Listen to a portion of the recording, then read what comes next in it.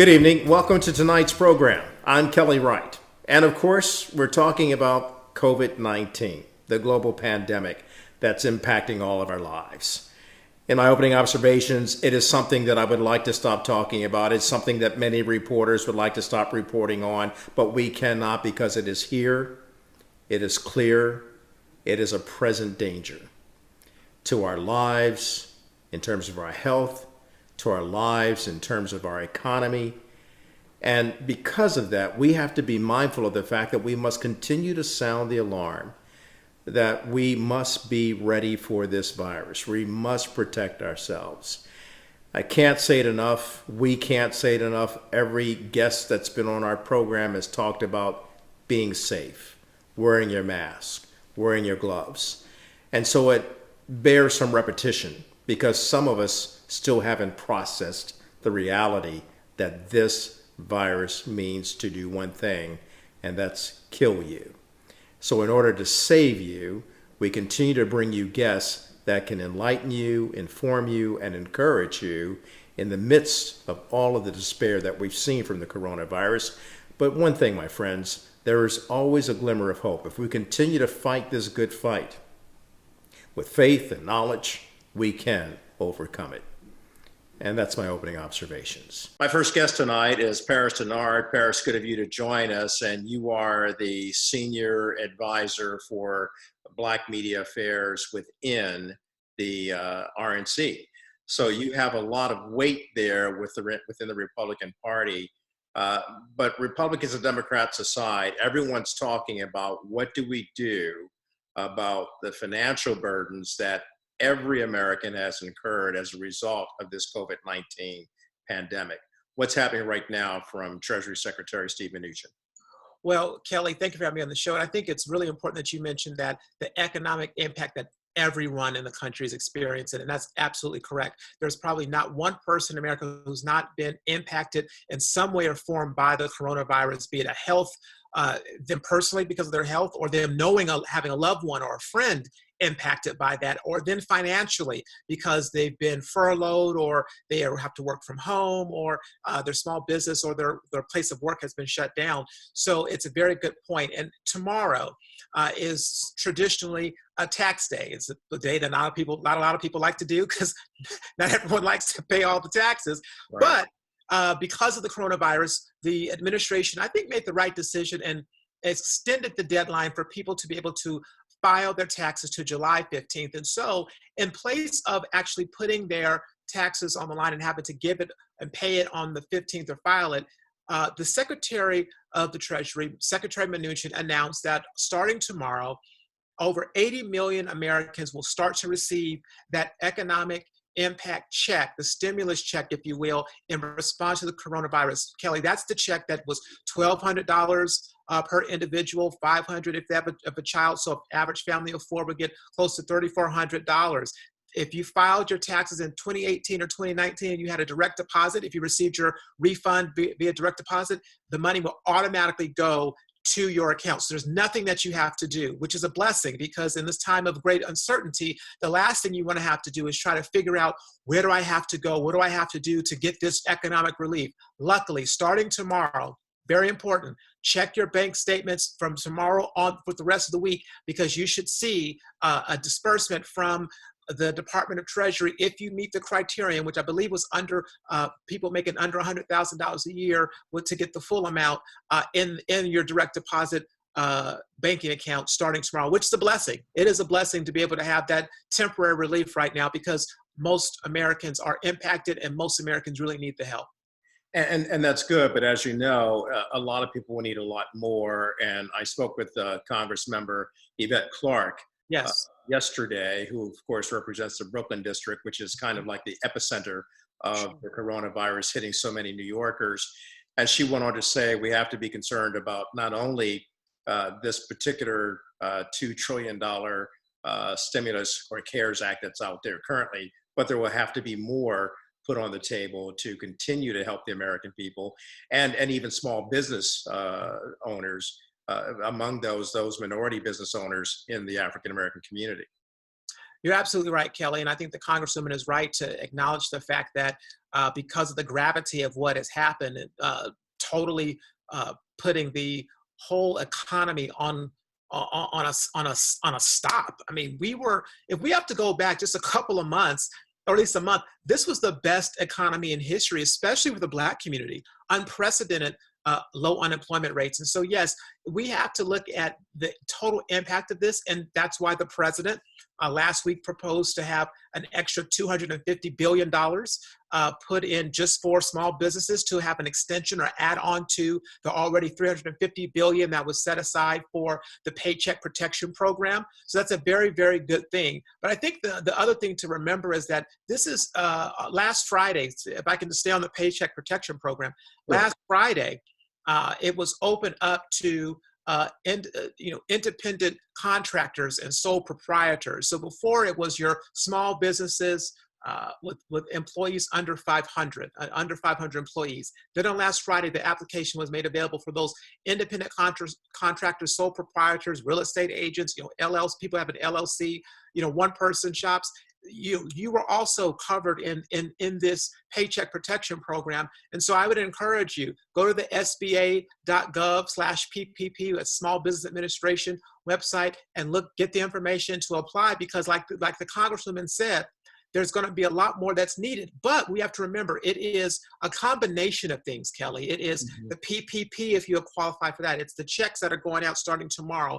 And if you don't have that, it's the unemployment benefits for those who just cannot get back to work. And it's the extra $600 on top of that for unemployment benefits. And so PPP lasts for 8 weeks. And so we hope that all of these things, with the addition of the talk of opening up the government again, we saw Governor Cuomo and others saying they're going to work, in the Northeastern governors work together to try to put together a plan to open up the government. The president said he's putting together a national task force of different committees to really look at the issue of opening up the government. So we pray that a cure, a vaccine, these clinical trials, the medicines that are being fast-tracked by the FDA is actually working, and that we can figure out a way to quickly but safely open up the government so that we can do social distancing and practice social distancing while being effective in the community, in impacting commerce and getting the country back open again.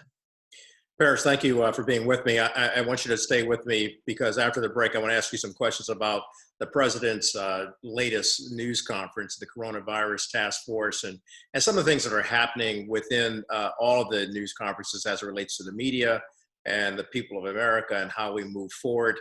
I'm talking to Paris Dennard, who is the Senior Communications Advisor for the Republican Party, the RNC, as it pertains to Black affairs. We'll be back with Paris right after the break.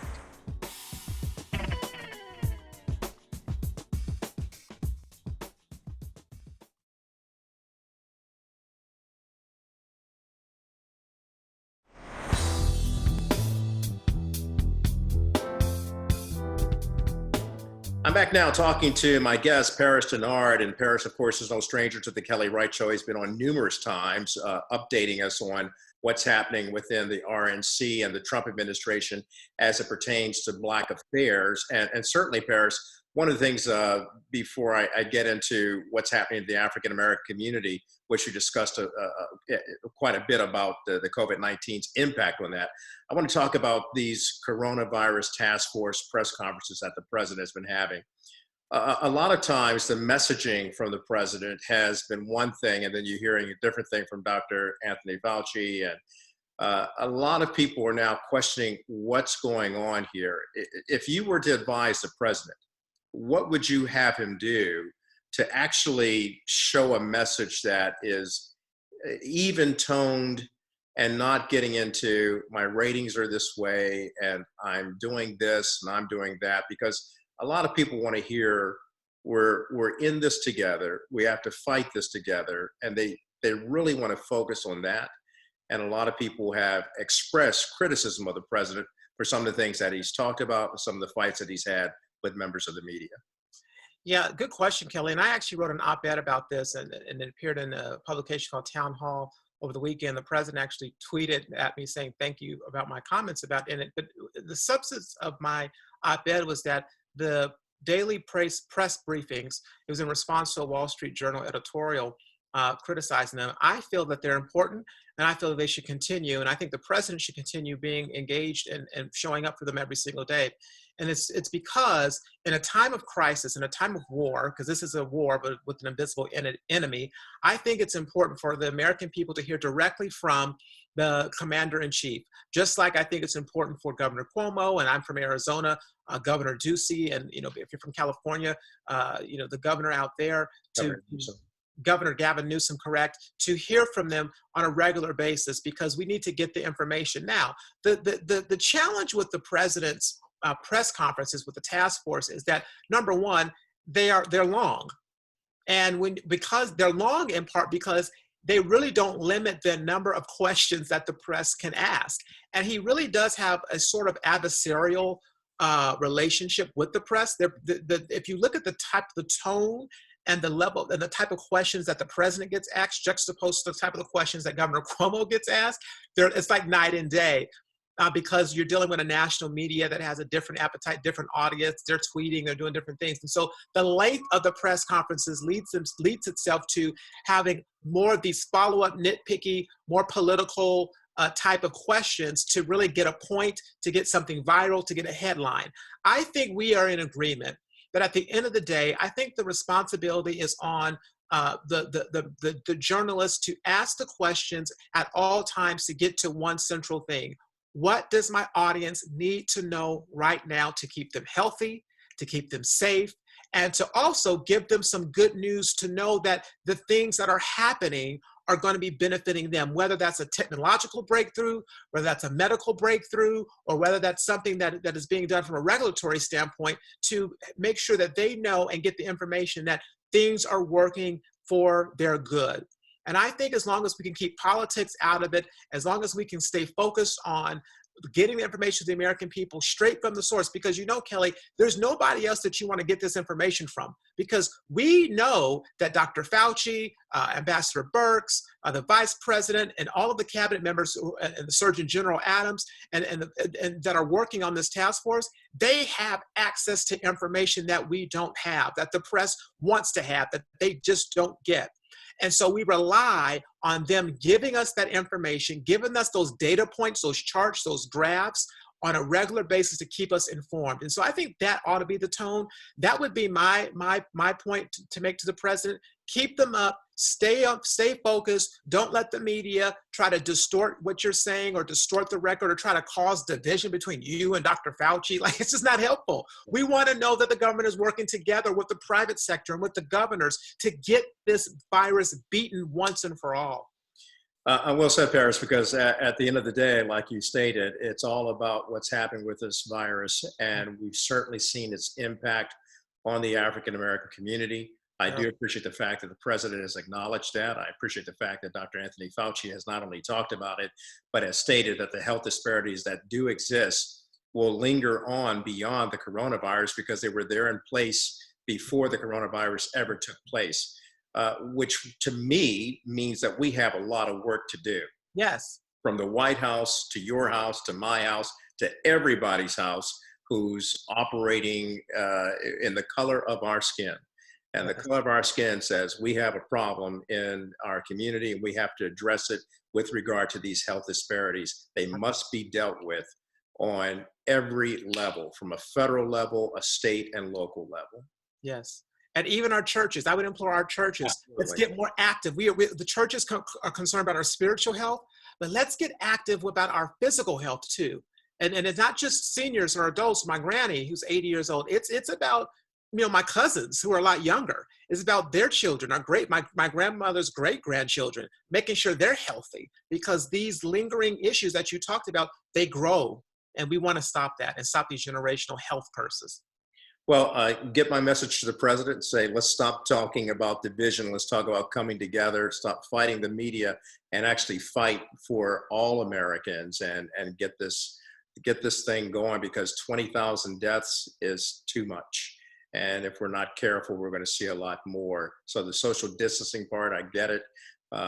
Physically distancing ourselves, but not isolating ourselves along political divisions and racial divisions. But let's get to it. Let's get this done, because we must do everything we can to save every American life that we possibly can. That's great. That's great. That's a great way to end it, Kelly. You're absolutely right. We're going to beat I'm this sorry, I'm virus. pontificating when I should be letting you do all the talking. No, But but I'm it's true. passionate about this because, I know people who have contracted the COVID virus. You know people, and we're hearing about people who are leaders in their communities dying, faith leaders, Yeah. business leaders, government leaders dying. And in the African American community, it's just crazy what's going on. And we have to be passionate about getting the message out that we have to do something now, tomorrow, and for the rest of our lives. You're absolutely right. I saw Bishop P.A. Brooks, the first presiding bishop for the Church of God in Christ, passed away. I mean, these things are terrible. We've got to focus on it, and it's touching everybody. Bishops to bus drivers, it doesn't matter. We've got to have an attention on solving this and being protective of our community and our health and our vibrancy, our small businesses, yes, but also just the people, our community. So I hope that, to your point, it's a clarion call that we've got to take more responsibility to make sure our bodies are healthy. And we're doing everything that we can once we beat this virus to never let something like this happen disproportionately to us in a negative way ever again. Paris Dennard, thank you for joining me. And sorry we went a little bit longer, but as you can see, I'm passionate about this. I know you are as well. And I wish you nothing but the best. Stay safe. Thanks, Kelly. You too. All right. God bless. You're watching The Kelly Wright Show. We'll be back with more right after this.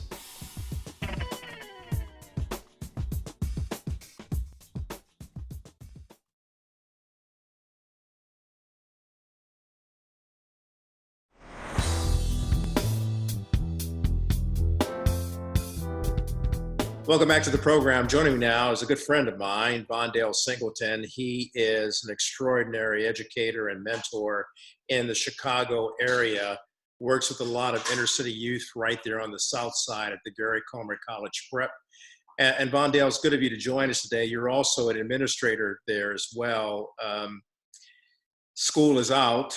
And what are the youth saying to you about this COVID-19 pandemic? Because we've seen that it's hit the Black community very hard in Chicago. Yeah, it's unfortunate that this pandemic has exposed really two areas, right? We're dealing with an epidemic of gun violence. That's one fight that we're fighting. But then to add this pandemic on, and the numbers are astronomical when it comes to African Americans in our community dying. It exposes the lack of resources, right? Like it exposes the lack of education, the lack of opportunities that we've had historically. And so some of our young people have expressed to me mentally, they don't know where they are. So mental health has been a focus. We've shifted, to more of a virtual, connection. I've set up a Google Classroom where I'm engaging on that particular platform. We've had a couple virtual Zoom calls, sending out remind messages, doing a lot more on social media in terms of just kind of communicating and having the young people check in. And so they have specifically said, hey, we want all of our peers to know, number one, we have to take this seriously. We can't be out here parading in the flesh thinking that this is a joke. When we turn on the media and we see the reports and we see at high rates our African-American individuals are suffering the most on the South and West sides in particular here in Chicago. So the youth there are also taking it very seriously, because we've seen in some circles of the country or some areas, the youth have not taken this lightly. They've actually taken it for granted by going out in the streets and saying, hey, we don't care about the police. We don't care about this or that. And they're in public housing areas. Mm-hmm. Speaking specifically of Pensacola, Florida, there were reports and images of youth parading around and not protecting themselves through social distancing. It's very, very real. And the youth there in Chicago know it all too well. Yes. And as I said earlier, you add this pandemic on top of an epidemic, right? So the epidemic of high gun violence and that's still happening. So believe it or not, it hasn't got much pub so to speak, but there are still gun violence at high rates still going on in Chicago. I believe it was a 5-year-old that got shot and killed. One of my students recently got shot and killed on the uprise of this, 18 years old in the Inglewood area. And so these dynamics are triggers to let us know that we still have a long way to go as it relates to some of the institutionalized and systemic things that we have dealt with for many, many decades. And Chicago is just one of the areas. We're in a large city here, but, you know, urban city America is being impacted all across the board. And again, we're reiterating that it's very important that we do our part. Right? We follow social distancing. We're not out. We're only going out for essential purposes. And when we do, we're covering our face and our nose. We're wearing some type of mask or scarf, and we're not engaging with physical contact as much as possible. And I know those are limitations that we have, being beings where we're creatures of habit. We like to socialize. We like to get out. We like to have fun. But we are in the middle, and the United States, of course, is leading in deaths, and New York is getting hit hard as well. And so again, for me, my goal as an educator, as a mentor, as a community leader, is to speak up and speak out and say, hey, listen, we have to do our part, and we have to protect ourselves, our families, our community. Why? Is because we're going to leave this situation, and we need to come out stronger. We need to come out mentally sharper. We need to come out better. And the way that we do that, we gather the information, we process that information, we share the information, and we respond to that information. I'm talking to Vondale Singleton, who is the leader of CHAMPS there in Chicago, the Gary Comer College Prep in Chicago. And of course, he's an educator there as well, helping so many of our youth. And Vondale, I'm going to take a break, but we'll come back after the break. And I want to talk more about the aspects of how you deal with this pandemic in the face of the epidemic, as you've been talking about, and how we can move forward, because we have to get through this crisis. And then on the other side of that crisis is still the epidemic of gun violence in Chicago. Back with more right after this.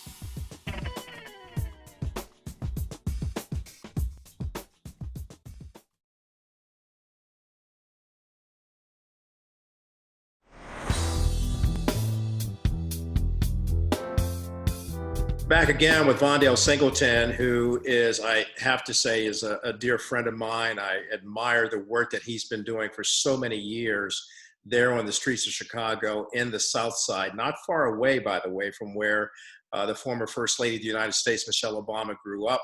It's a tough area. And Vondale, you've been talking about how the epidemic of gun violence continues. And I was sorry to hear that one of your students, one of your 18-year-olds, perished in the wake of gun violence. And did anyone have time to really grieve in this age of social distancing? Did they have time to go together at a funeral? Probably not. You know, it happened like right before the schools got shut down. And I remember having a conversation, you know, with his mom, and we talked about the incident, how, you know, he just didn't deserve to die.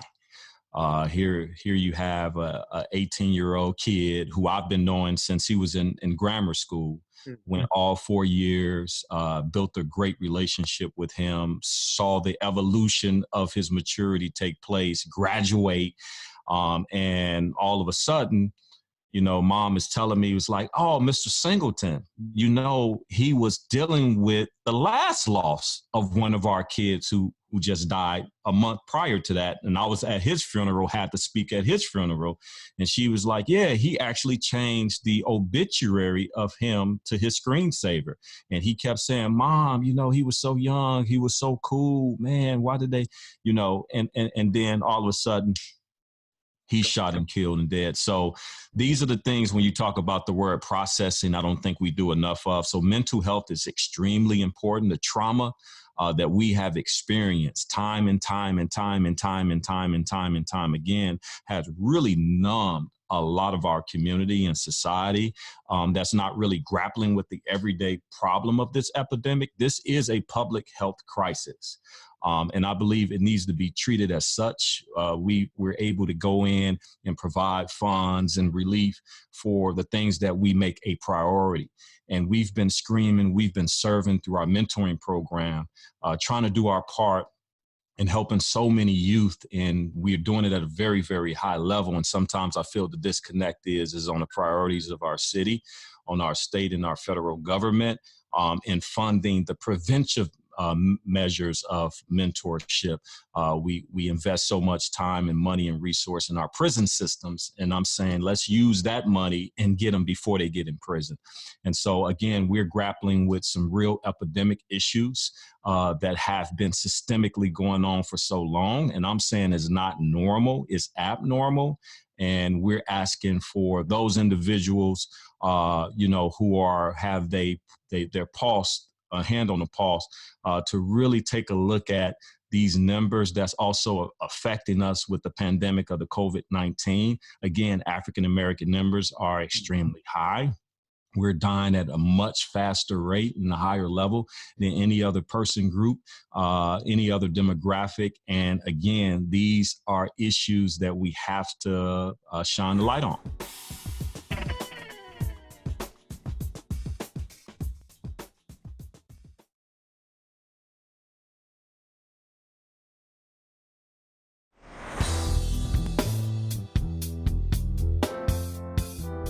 Vondale, I want to appreciate, we make it very known that I appreciate all the work that you're doing there in Chicago. I've been there, I visited the center, and just explain to the people what CHAMP stands for again.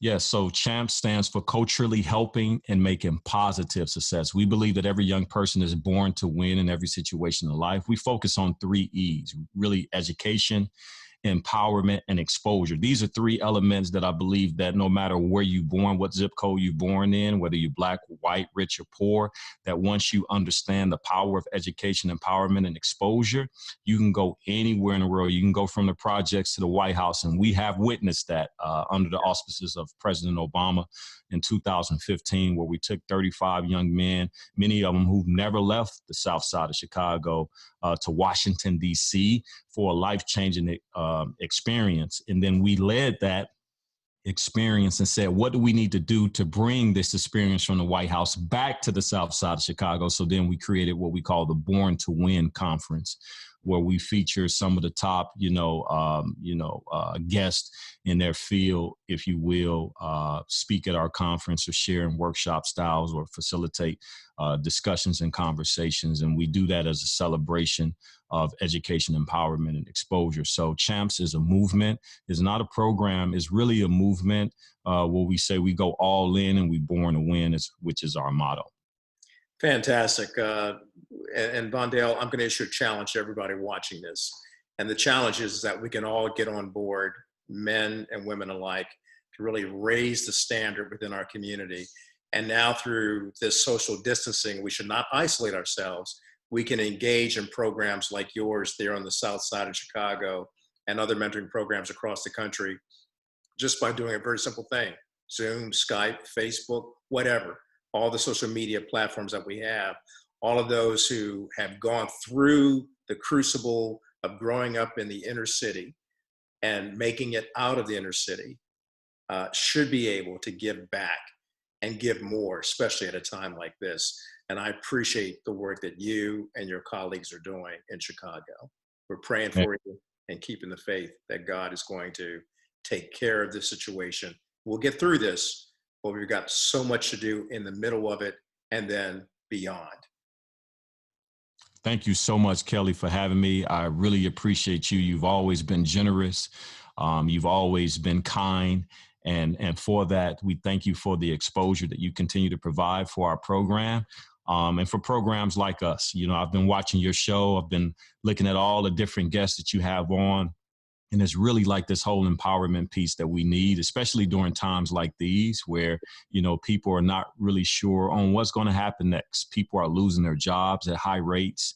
And so it's a lot of uncertainty in the world. So having, systems of routine and programs that are constantly doing what we've always done, we just doing it virtually, we still meeting every Saturday, is really important. So thank you so much again for having me. My friend, I got mad love for you. Let's get through this. I'll have to come out there and we'll have to break bread together. Absolutely. All right. Best to you. Vondale Singleton of CHAMPS and the Gary Comer College Prep there on the south side of Chicago. We're back with more after this.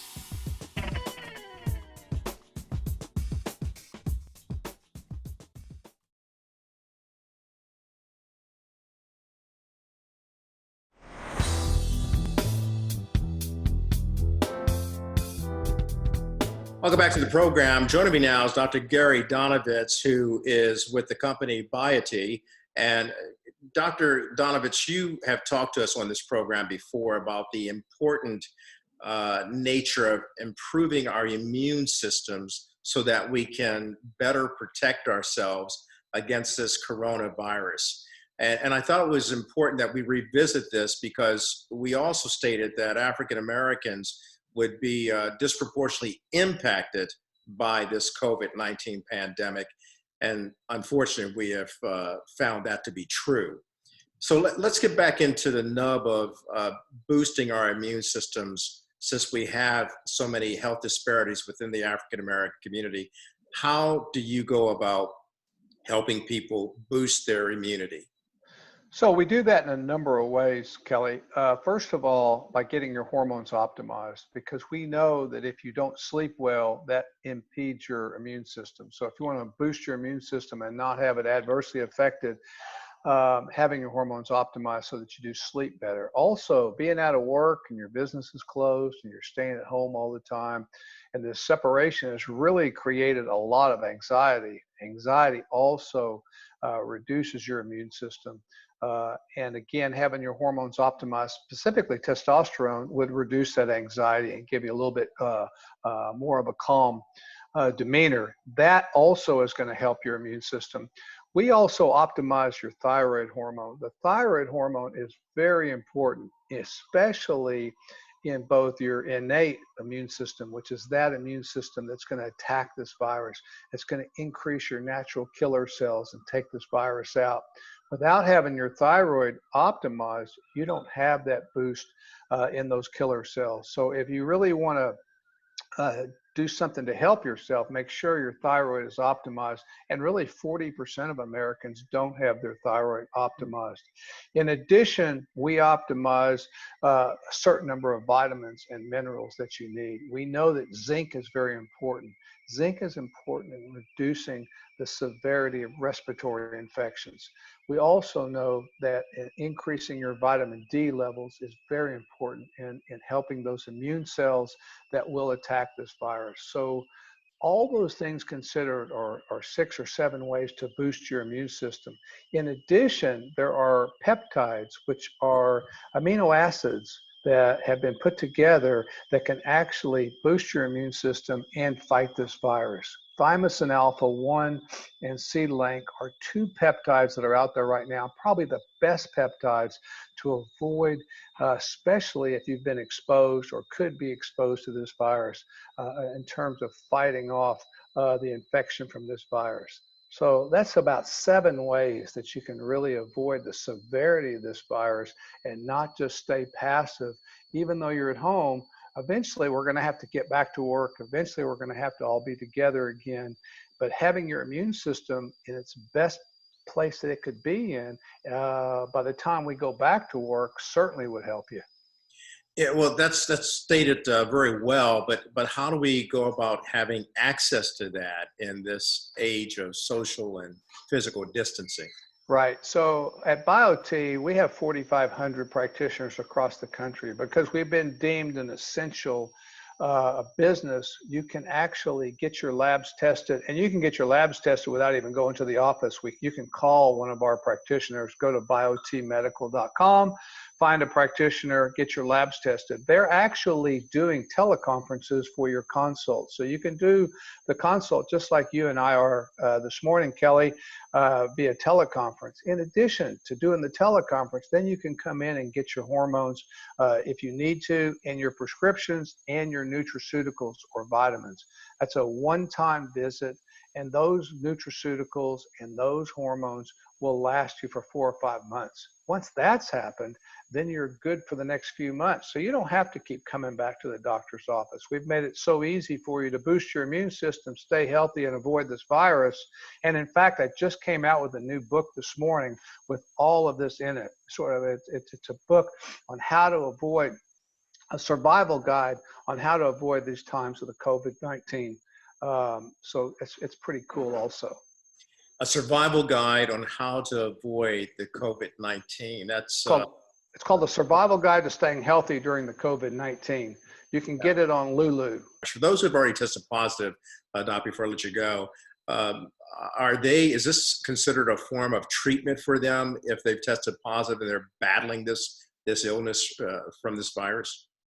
Yes and no. I mean, if you have the virus, your body's going to need to make antibodies to that virus. You see, if you don't do that, you could re-get that virus again. Keep in mind, we're not done yet. We don't know whether the heat from the summer will kill the virus. There's some people say yes, some people say no. We don't know what's going to happen next winter because we still won't have a vaccine. So your best defense is an offense, and we want you to develop antibodies. Part of what we do with hormone optimization and then the nutraceutical support is to increase that part of your immune system that makes antibodies to this virus. If you have those antibodies and you were to come in contact with this virus again, then your body would be able to fight it off much better. Thank you for all that important information. And finally, how do we get in touch with your doctors around the country? Great. So just go to BioTE Medical. That's BioTE Medical.com. And we have a Find a Provider page, and we have providers in every state who can help you. Dr. Gary Donovitz of BioTE, thank you so much, sir. Thanks, Kelly. Stay safe. All right. We'll be Bye-bye. back with more after this.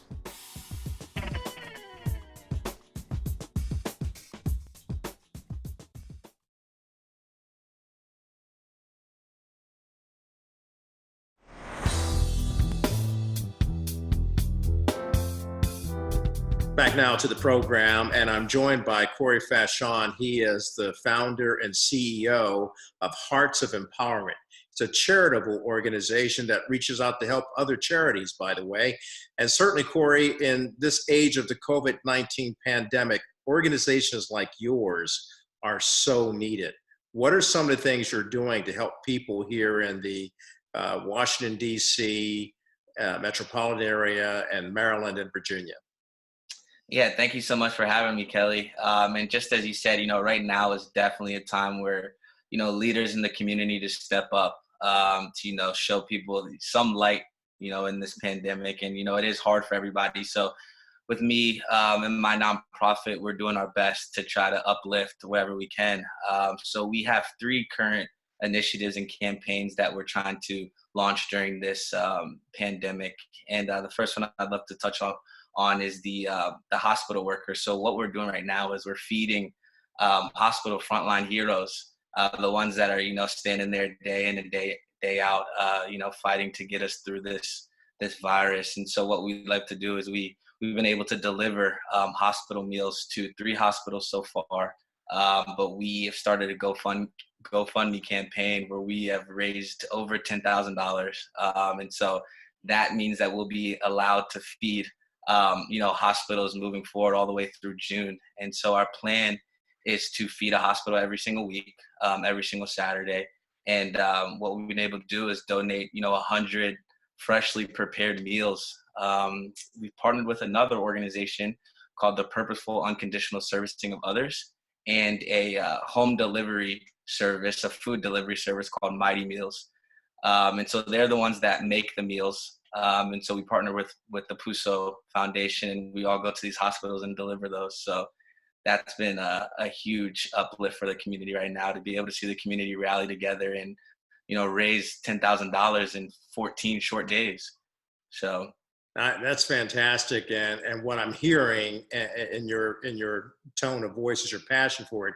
But I'm also seeing how you're bridge building. You're bringing together all of the other nonprofits, as you've done with Hearts of Empowerment, to empower our first line responders to this COVID-19 pandemic, and those are the healthcare workers. And certainly, we can't do enough for them right now because they are really facing an uphill battle in trying to stem the tide and turn things around from this COVID-19 pandemic. What else are you engaged in? Yes, sir. So we actually are getting ready to partner with the senior home in DC, and the senior home is called Seabury. And so what we're doing with them is they provide us with the necessities for these individuals as far as groceries goes, medicine, and all that type of stuff. And so what our organization is doing is we are dropping that stuff off to the senior home. And so we know that they can't, they're not supposed to leave the house right now. And so a lot of times, the necessities, they just kind of have to go without until somebody steps up and can either go provide them with that or get somebody, whatever it may be, in order to get them the necessity things they need to make it through this pandemic. So the senior home called us. And so we were called to action. And so this is how we're doing it. We're going to go every single Friday. So we'll be doing hospital drop-offs every Saturday, and then senior home visits every Friday. And that will be contactless. And we will pretty much be, dropping those things off, and we'll give them a little wave in their window. So they'll all, I can't wait to see all them and the smile on their faces and stuff as we continue to do that campaign as well.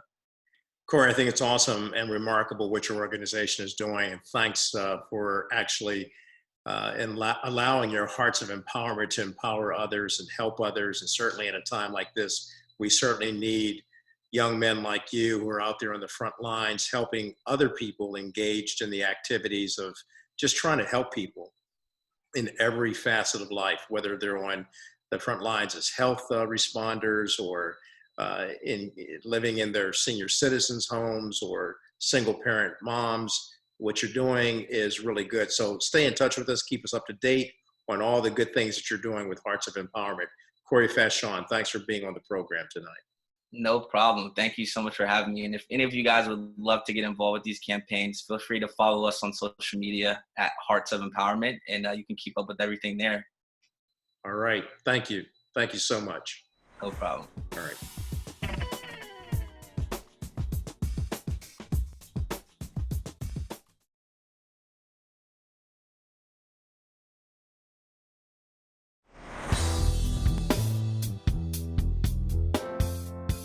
Welcome back to the program, and now for my final word. And the word for tonight is encouragement. As we've seen through the Hearts of Empowerment program operating here in the Washington, D.C. area, reaching out, helping senior citizens and those first line responders, the health people on the front lines of this COVID-19 pandemic. And as we've seen through the mentoring program known as CHAMPS, there on the Southside of Chicago at the Gary Comer College Prep, where they're reaching out to touch each other through social media, to keep mentoring young men and women, to let them know that they can get through this. That, my friends, is encouragement. And I can't forget the Urban League of St. Louis reaching out to help so many people in the African American community who are in a dire, straight situation. My mother used to tell me, if I can help somebody as I travel on, then my living will never be in vain. That means encouragement. So as we leave you tonight, we hope that you've been righted and ignited and united to encourage each other and share some love, freedom, and peace. And we leave you now with a video from the CHAMPS mentoring program that was recorded and taped and made its way to the White House when President Obama was still serving as president. We leave you now with that. Peace out. C-H-A-M-P-S. Champs. Culturally helping them make it positive success. Champs. They always do their best and they do what's right. Champs. Born to win in every situation in life. Champs. C-H-A-M-P-S. Champs. Culturally helping them make it positive success. Champs. They always do their best and they do what's right. Champs. Born to win in every situation in life. Gary Coleman College Prep. Noble efforts change lives. Be noble. I look into these students' eyes. They taking their education to a new high.